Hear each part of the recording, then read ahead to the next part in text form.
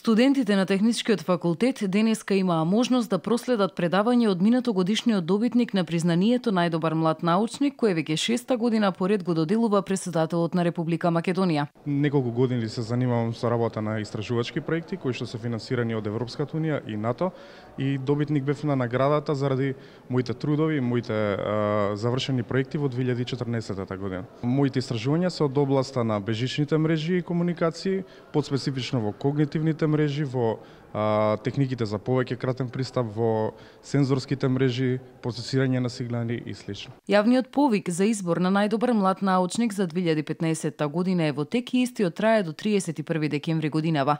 Право на апликација имаат младите до 30 години кои во досегашната научна работа имаат постигнато научни резултати за позитивен развој. Со признанието најдобар млад научник се оформена традиција да секоја година се избираат младите истражувачи, најдобрите млади истражувачи во Република Македонија, и со тоа се поттикна ентузијазмот кај младите, односно научната и интелектуалната мисла кај младите во Република Македонија. Техничкиот факултет од Битола беше домаќин за презентацијата на наградениот Денковски. Голема цел за младите кадри, високо достигнување, каде што секој млад човек би требало од техничките струки да се огледа на овој наш млад научник, кој што треба да се промовира не само кај нас, ни цела држава и насекаде, значи надвор во светот, каде што има потреба, каде што може да се постигнат најдобрите научни истражувања во оваа цел. Целта на денешното предавање беше поттик и мотивација за студентите да се насочат